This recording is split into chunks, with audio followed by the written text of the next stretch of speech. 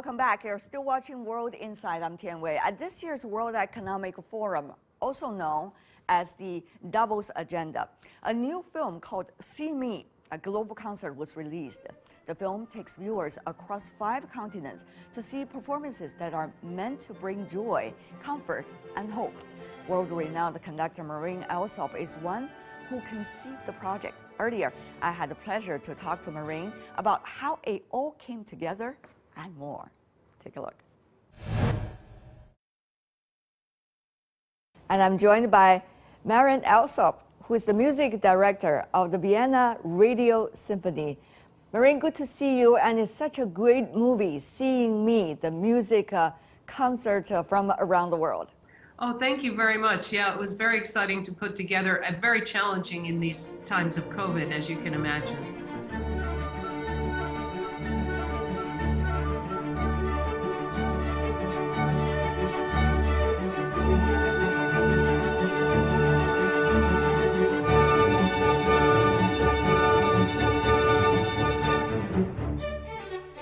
How did you manage to put all of these musicians together, bring them on the same page with the same energy? How is that happening? Well, you know, we reached out across the globe, and we have musicians and singers from everywhere from South Africa to Kabul and Afghanistan to Sao Paulo, Brazil, to Beijing, to the United States. And, you know, they all came on board to actualize this vision with me, and it's been very, very exciting. How would you be able to bring out that energy out? Because at this moment, a lot of people are pretty much upset and sad and angered by, you know, the changes of life. How will you be managing to put them onto the same page? What did you need to talk to them about?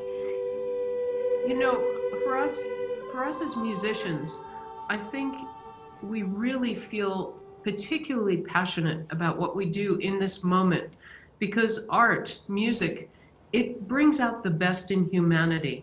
It is a message of hope for the future. It gives us guidance on how we can be emotional about a situation, but move forward together. And also, you know, the thing we've longed for is to really connect with each other. So Absolutely. This was a great opportunity, even if it was a lot of it was virtual. Mm-hmm. How did you communicate with the Chinese team, for example? How are you trying to bring out their understanding of the music and different levels of emotions as well? Yes, I think really though that we all speak that same language of music. And when the orchestra in Beijing plays the Pastoral Symphony, they have the same viewpoint as I have when I'm conducting it.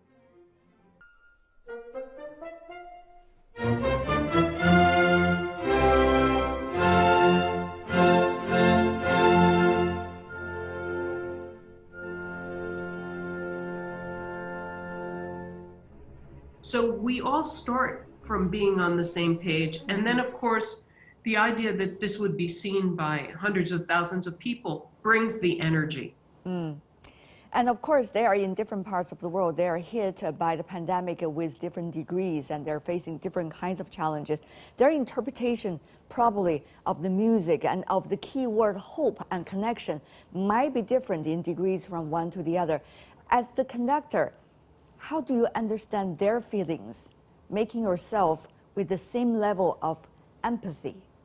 Well, I think that, you know, you have to remember that when we're playing the Pastoral Symphony by Beethoven, we're really trying to channel Beethoven's personality. And he was someone who suffered terribly. You know, he was losing his hearing for his entire life. And he was physically had lots of problems. But somehow he managed to overcome all of this and find an optimistic viewpoint. You know, when he writes his 9th symphony and he says, you know, together, united through joy, we can find hope and for the future.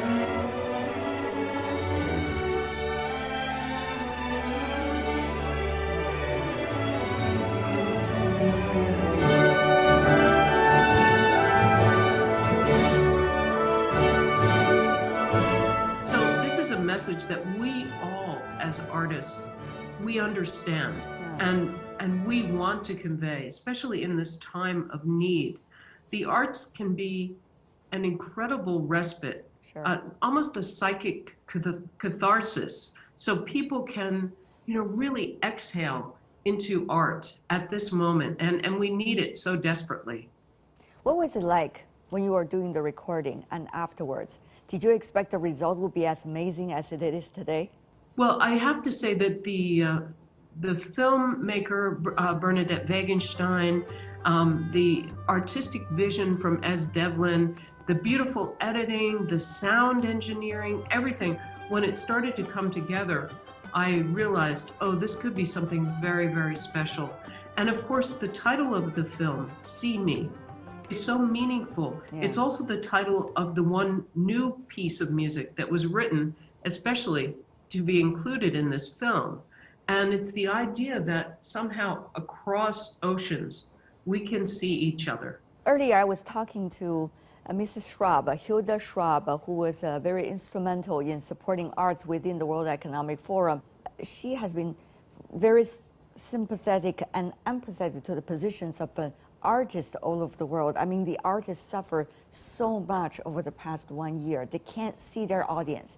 They can't be receiving their reactions on a simultaneous basis.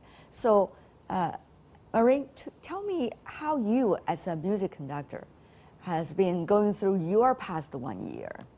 Tell me about your different stages of adjusting to the realities. Sure. Yeah, I think like all artists, I've really struggled during this time because our connection to each other and to our listeners has been broken and stopped. What I want to say is that this is the moment when the world needs to invest in supporting artists. It's not just a matter of losing our voices, but many, many artists have entirely lost their incomes. Without concerts and without performances, many artists just haven't been paid in an entire year.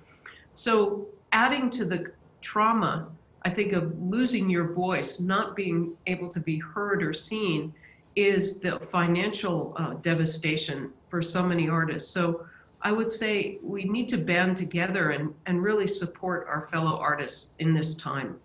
And also, to me, it's hard to imagine artists will not be able to come up to the stage and perform. What does that mean in terms of their own energy, their own way of, or try to bring out the best out of themselves? How much do they have to work hard on that front? For example, you as the music director. Yes, it's been really difficult to not be able to perform. The concert halls are just shut. And I have to say that the digital stage has been very welcoming, but you get no reaction from your listeners. You can't feel their energy in the hall. Something that people, and we don't talk about it enough, people may not realize, is that every concert is dependent on every single audience member that comes. The way you sit in the concert hall and breathe, what you're thinking about, how your energy is contributing, that changes the actual performance. So we are completely dependent. The music does not come to life until we're there with our orchestra, but with a live audience. Right. And we can't wait to safely get back to that and reconnect with people. But how are you encouraging yourself to practice, to learn more, and to also bring your colleagues with you onto the same page? That, to me, is something really amazing. I want to learn more about that. I think that this time has been a journey for all of us, a journey of self-discovery, of course, introspection, but also a journey of a growth in appreciation for what we have and what we do as artists. And when I'm working with my colleagues, I really try to express that as much as possible. And I find that they're on the same page already. They can't wait to reach out, to connect, with each other, with audiences worldwide, to make music in a moment in time, which is what we do. So I felt extremely, I've really felt this embrace, of all of us coming together. That's wonderful. When you are at home, or when you are at home, during quarantine time, or when there were curfews in the city, what Yes. music do you listen to? I love classical music. I mean, that's my, woven into my day. So of course I love to listen to classical music, but I also love jazz. And my son listens to a lot of pop music, so I end up hearing that. I enjoy it. I just like music, period, whether it's whatever genre it is. But I think as musicians, we probably listen less than you would imagine, because it's so nice to hear the silence, or to go out and hear the birds out in nature. Absolutely. There's something about being able to disconnect from that world that's filled with sound that we inhabit. So I bet many musicians will tell you that they like silence. You are in Vienna, which is being considered as the music capital.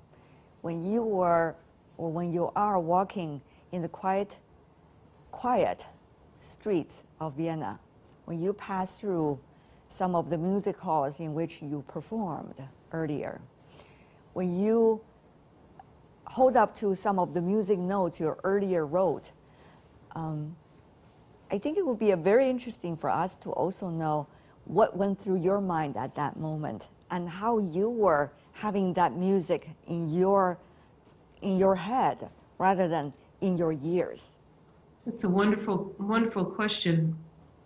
As I walk the city of Vienna, which is a beautiful city, and it's wonderful to walk and imagine that I'm walking in the footsteps of people like Beethoven and Mozart, it's really humbling. Yes.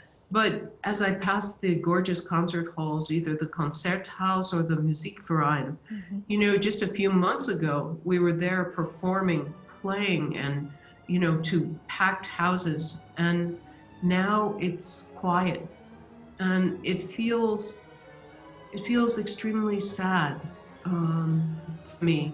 Sometimes I'm moved to tears because I long for that connection again, and that sense of celebration that only music can bring.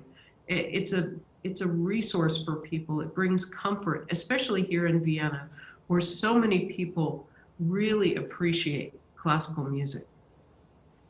But you are doing that, bringing all those wonderful things to us with your work with musicians from around the world in that wonderful movie, Seeing Me. Well, thank you. We certainly had a great time in spite of all the challenges, as you can only imagine, filming all around the world and lining up the music so it all fit together. But I think we're all extraordinarily proud of the outcome and the end product, and we hope all of you enjoy it, and that it brings you comfort, it brings you peace, and most importantly, joy and hope.